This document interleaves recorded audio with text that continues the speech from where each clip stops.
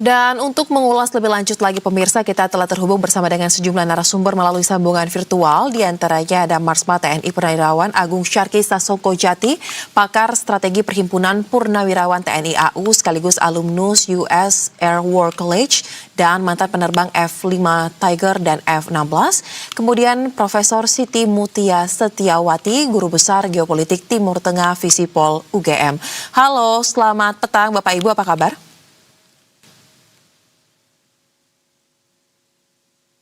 Baik, selamat petang Pak Syarki, Prof. Mutia. Apakah sudah mendengar suara dari studio? Ada Soza di studio? Ya. Baik. Baik, saya ingin ke Prof. Mutia terlebih dahulu. Prof, ini pertemuan yang terjadi di Washington pada Selasa kemarin ya. Disebut-sebut sebagai pertemuan yang sangat historis. Tetapi meskipun disebut-sebut sebagai pertemuan yang sangat historis, dimediasi oleh Amerika Serikat juga, tapi nyatanya tidak ada kesepakatan yang signifikan. Belum ada kesepakatan final. Pertanyaannya Prof, dari analisa Anda, apakah memang pertemuan pembicaraan diplomatik yang terjadi di Washington kemarin ditargetkan untuk bisa berlanjut pada level berikutnya, atau ini hanya sebagai langkah simbolik saja di tengah situasi yang terus bereskalasi? Seperti apa? Ya, saya menilai ini sebagai perundingan juga bukan hanya pertemuan ya, kalau bisa dikatakan hanya pertemuan biasa. Mengingat yang pertama, Lebanon itu bukan negara yang terlibat dalam konflik ini sebetulnya. Ini kan konflik itu karena Israel menyerang wilayah Hizbullah ya. Jadi bukan Lebanon yang menjadi target, tetapi tempat-tempat Hizbullah. Jadi konflik ini adalah konflik antara Israel dengan Hizbullah sebetulnya. Makanya dalam pertemuan ini tidak ada wakil Hizbullah di dalamnya yang merupakan sebetulnya yang pihak dari yang konflik ya. Hizbullah sendiri tidak, kalau menurut saya dia dalam posisi selalu diserang, tetapi memang kemudian membalas, kadang-kadang juga membalas untuk Iran diserang, kemudian Hizbullah menyerang Israel, itu juga terjadi. Tapi intinya adalah yang menjadi target Israel menyerang Lebanon itu Hizbullah, bukan Lebanon sebagai negara. Kalau Lebanon sebagai negara, di sini Lebanon itu pemerintahannya dipimpin oleh sistem yang namanya mekanisme konsosiasional, yaitu pembagian kekuasaan yang berdasarkan agama. Jadi menurut Fakta Nasional 1943 bahwa Lebanon itu seorang presidennya harus dari Kristen Maronit, yang dalam hal ini diwakili oleh sekarang ini Joseph Khalil Aoun, itu presiden dari Lebanon. Kemudian Perdana Menteri Lebanon harus dipimpin oleh seorang Sunni, yaitu yang sekarang kita tahu itu di bawah kepemimpinan Nawaz Salam. Dan kemudian ada wakil Syiah yang menguasai parlemen, itu di bawah Nabih Berri. Jadi sebetulnya pemerintahan Lebanon ini tidak melindungi secara memadai atas rakyat Hizbullah yang warga Hizbullah yang diserang oleh Israel. Ini ialah yang menyebabkan perundingan ini sebetulnya hanya sekedar pertemuan biasa.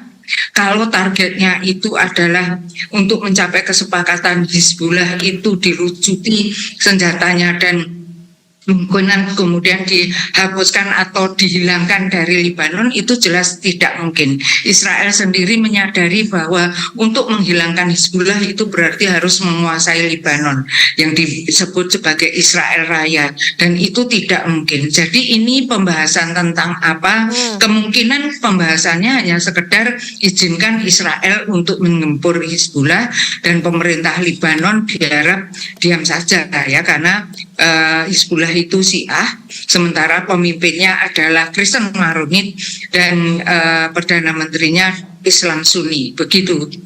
Baik, jadi memang tidak tepat ya, karena konfliknya bukan dengan Lebanon tapi dengan Hizbullah. Bahkan kami juga mencatat di sini dari pemberitaan yang kami himpun, Menteri Luar Negeri Israel Gideon Saar membantah terkait dengan konflik dengan Lebanon, karena masalahnya adalah Hizbullah. Tapi Hizbullah tetap ngotot supaya kesepakatan tahun 2024 dijadikan acuan untuk pembicaraan tidak langsung dengan mediator Amerika Serikat, Prancis ataupun UNIFIL. Nah, pertanyaan lanjutannya mungkin Prof. Mutia, mungkin nggak kira-kira kita lihat nanti setelah pembicaraan yang kemarin Anda bilang sebagai pertemuan yang kurang lebih nggak ada substansi yang terlalu gimana-gimana gitu ya. Tapi akan dilanjutkan disampaikan oleh Libanon kepada pihak Hizbullah. Saya tidak yakin ya selama ini bahwa Israel itu mau berunding dengan Hizbullah.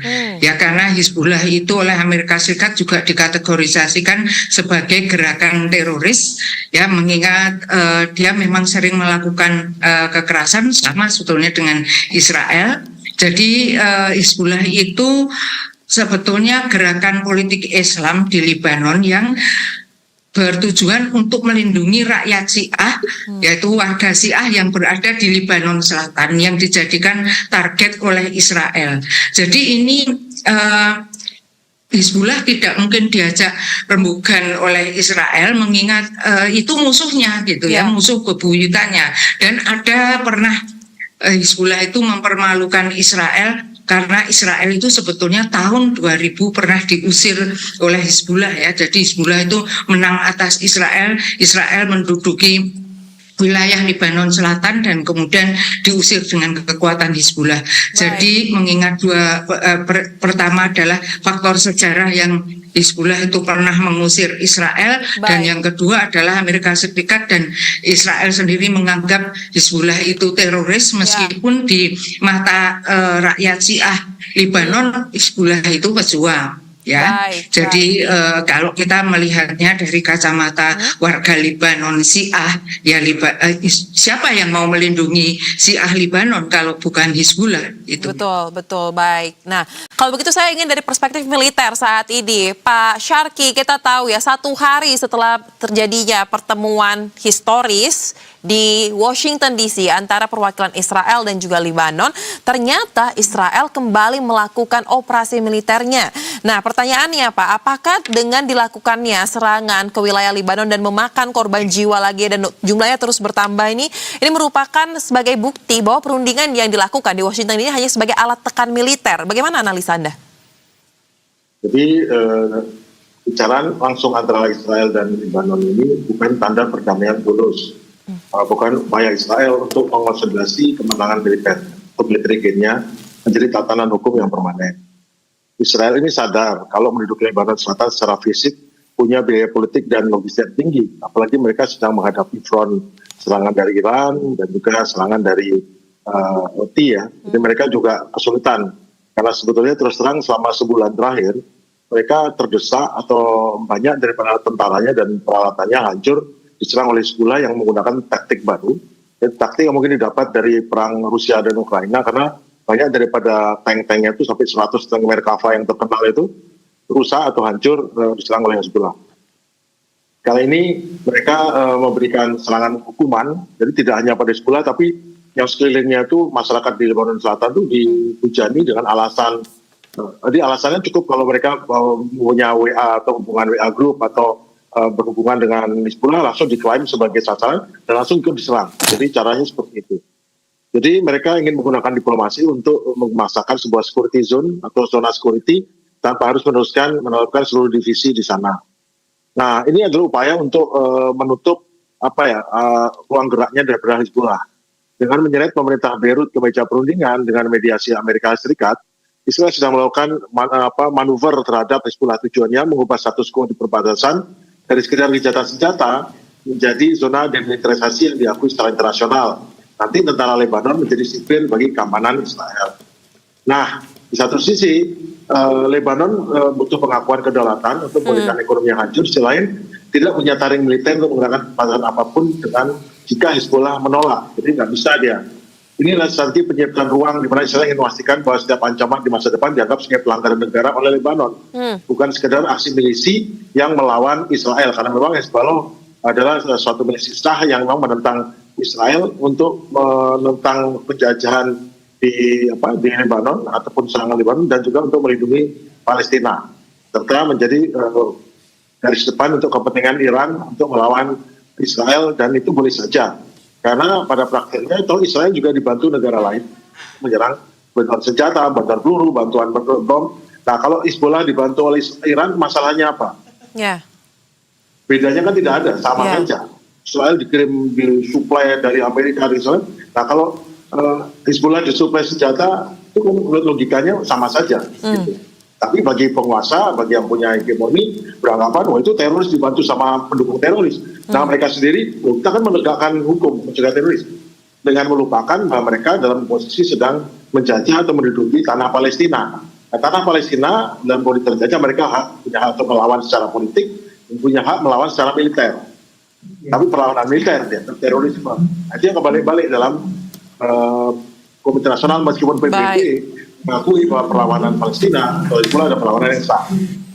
Baik. Nah, jadi bisa nggak sih Pak disebut target pelucutan Hizbullah yang dilakukan yang ingin dilakukan oleh Israel ini sebenarnya tidak bisa tercapai juga kalau mereka masih akan melakukan tekanan melalui operasi militer udara karena memang ini tidak bisa mencapai tujuan tersebut, tetapi justru akan semakin memperpanjang konflik yang ada di Timur Tengah. Ini ada kaitannya sama perundingan antara Iran dengan Amerika. Jadi pada saat Iran mengasih syaratnya adalah Lebanon tidak dimasukkan, jangan hentikan serangan Lebanon. Israel menolak. Namun masalahnya adalah pada saat tuntutan Amerika kepada Iran adalah agar Iran menghentikan hubungan dengan proksinya. Berarti kan melibatkan Lebanon atau Hizbullah. Nah Iran membalas, oke, dalam rangka perundingan ini maka hentikan serangan terhadap proksi saya. Nah kalau di tuntutan sana untuk agar memutus hubungan dengan proksi, sekarang juga sama, karena kamu ngakui proksi itu adalah bagian dari saya, maka hentikan serangan ke saya. Israel menolak, tapi kan penolakan kan tidak dalam hubungan diplomasi, karena ranah perang antara negara itu karena diplomasi, informasi, militer, ekonomi. Nah di dalam diplomasi ini kan tetap ada diplomasi, hanya Israel mau menolak diplomasi ini, hanya menggunakan kekuatan, akhirnya menggunakan ini untuk seolah-olah dia berdiplomasi. Tapi intinya adalah membeli waktu, kemudian juga bernapas sedikit karena nyatanya memang Angkatan Darat Israel kesulitan untuk ini. Jadi dengan dia agak santai atau agak membuka ruang ini, dia membiarkan prajuritnya beristirahat, mengganti orang segala macam karena memang mereka sangat kesulitan dalam menghadapi Hizbullah pada akhir-akhir ini. Jadi niatnya ada dua, satu untuk biar kelihatan seolah-olah dia mau negosiasi juga dengan fait accompli daripada permintaan Iran untuk soal Lebanon. Akhirnya dia melakukan juga, nyatanya kan diserang lagi kan, tetap menyerang Lebanon juga. Emang artinya perdamaian dengan kekuatan. Mana ada perdamaian dengan kekuatan? Harusnya perdamaian dengan penghentian serangan. Ini tidak seperti itu.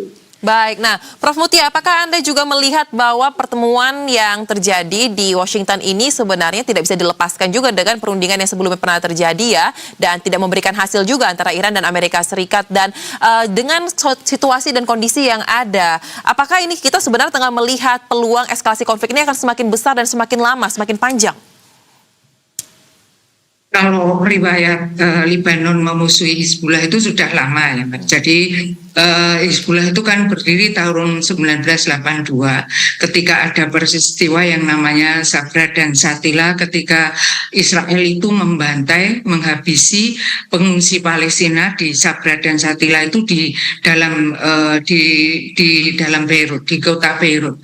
Kemudian Israel meneruskan menyerang Lebanon Selatan yang itu menghabisi warga Syiah di Lebanon Selatan. Maka Hizbullah itu muncul ya di sana. Dia melakukan perjuangan, memang dibantu oleh Israel, itu betul ya. Tetapi pada tahun 2000 ketika Hizbullah itu sudah berhasil mengusir Israel dari Lebanon, Hizbullah itu berubah menjadi partai politik, ya, menjadi partai politik dan ikut pemilu, dan dia memenangkan pemilu, kira-kira dia memenangkan kursi 30% ya sejak 2006 itu sudah menjadi partai politik, sehingga waktu itu Hizbullah tidak kelihatan kalau dia merupakan gerakan perlawanan, ya dia sudah bagian dari pemerintahan Lebanon, bagian dari partai politik Lebanon, dan kemudian aman ya sampai tahun 2006 itu ya. Tahun 2006 kemudian Israel mulai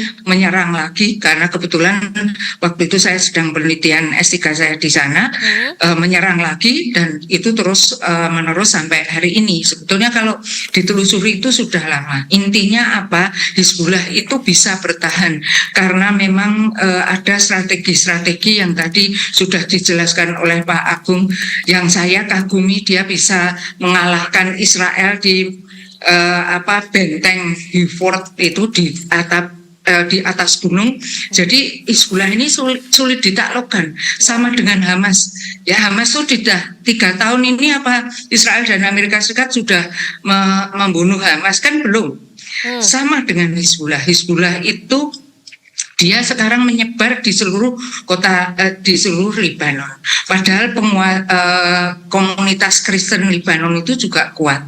Yang itu kalau menjadi salah sasaran tembak, dia juga akan berteriak, ya. Jadi di sini inilah Israel itu kesulitan menaklukkan Hizbullah karena dia berada di Lebanon yang dia berjuang sendiri, gitu ya, yang strateginya itu memang kuat, sehingga Israel itu kewalahan. Ketika Israel kewalahan, inilah dia mengajak berunding. Berundingnya saya yakin berunding dengan Presiden Lebanon Joseph Galel tahun itu untuk mengatur supaya serangan yang dilakukan itu kena sasaran, yaitu Hizbullah, supaya Aoun itu mau menyingkirkan komunitas Kristen Lebanon yang supaya tidak jadi sasaran. Biasanya seperti itu, gitu. Jadi ini bukan untuk untuk perdamaian, karena kalau perdamaian itu syaratnya banyak. Yang pertama adalah perdamaian itu ada kedua belah pihak memang ingin berdamai. Dalam hal ini konflik ini kan pusatnya karena Israel dan Hizbullah. Kalau Israel saja ingin mengajak berunding, ya tidak jalan. Hizbullah saja ingin berunding juga tidak jalan. Kedua belah pihak harus sepakat untuk akan berunding. Sementara Hizbullah itu ditinggalkan, dia membicarakan yang lain. Mana mungkin akan ada perdamaian, dan tidak ada jaminan keamanan. Kalau mau bicara tentang perdamaian, harus ada jaminan keamanan bagi kedua belah pihak. Sekarang ini sudah di 2000, sejak Maret itu 2000 rakyat Lebanon itu termasuk yang sipil meninggal, dan 1.200.000 orang menjadi pengungsi di beberapa negara, dan sebagian itu displaced people atau orang yang tidak punya tempat tinggal. Itu suatu jumlah yang besar. Dan sekarang ini yang seharusnya dilakukan adalah pemerintah Lebanon, ya, karena mekanisme konstitusional itu pembagian kekuasaan berdasarkan agama ini sharing power, bukan distribution of power. Sharing power itu sama-sama Sunni, Syiah, yang Kristen itu bersama-sama memimpin Lebanon. Jangan yang Syiah diserang, yang pemerintah pusat membiarkan karena itu beda agama. Kan nggak bisa begitu. Ini namanya sharing power, sekali lagi, bukan distribution of power. Power itu harus dilaksanakan bersama-sama. Jangan meninggalkan salah satunya. Itu yang kesalahan pemerintahan pusat Lebanon, yang tidak akan mewujudkan perdamaian, dan perdamaian akan tetap terus lama bisa dicapai di Lebanon. Baik, hanya akan menjadi angan-angan, Bu, ya, karena ternyata masalahnya sangat kompleks dan mengakar, ya, sampai kepada bagaimana internal Libanonnya sendiri, ya. Nah, kalau begitu kita ingin lihat juga bagaimana kira-kira Pak Syarki, prediksi Anda dari sisi militer, ya, tentunya dengan presiden-presiden yang ada sebelumnya. Setelah kemarin Israel kembali menyerang, apakah Hizbullah tadi sudah ditekankan oleh Prof. Mutia ini memiliki kekuatan yang tidak main-main juga, bahkan strategi juga sangat matang, akan juga melakukan serangan dalam jangka waktu hitungan hari mungkin, atau justru akan lebih lama, tapi pasti akan lebih luas dampaknya. Seperti apa biasanya? Jadi operasi militer Israel di Lebanon Selatan ini, terutama di sektor Bin Jibel, ya, daerah gunung itu, definisi akan terus berlanjut. Dalam doktrin militer Israel, jalan diplomasi sering digunakan sebagai tabir asap atau smoke screen, ya, untuk menyelesaikan tugas-tugas taktik di lapangan. Mereka tidak akan menarik mundur pasukan sampai infrastruktur ini betul-betul rata dengan tanah. Jadi mereka ingin menghancurkan bangunan-bangunan di selatan itu, makanya disuruh pergi penduduknya sehingga mereka rata dengan tanah. Jadi tentara Israel ini sedang melakukan pembersihan sistematis sebagai disebut dengan membabat rumput pada level maksimal. Mereka ingin memastikan bahwa saat kesepakatan diplomatik nanti diimplementasikan, tidak ada lagi terowongan atau bunker Hizbullah yang tersisa di selatan Sungai Litani. Ini adalah perang ruang, di mana Israel menginginkan ruang udara dan darat yang bersangkutan jadi transparan bagi dan mereka. Jadi jalur diplomasi itu justru memberikan jam operasional tambahan bagi Israel. Selama perundingan berlangsung ada tekanan internasional untuk menahan diri. Namun Israel biasanya akan memanfaatkannya untuk mempercepat laju operasi darat guna menciptakan kenyataan yang tak bisa diubah atau fait accompli.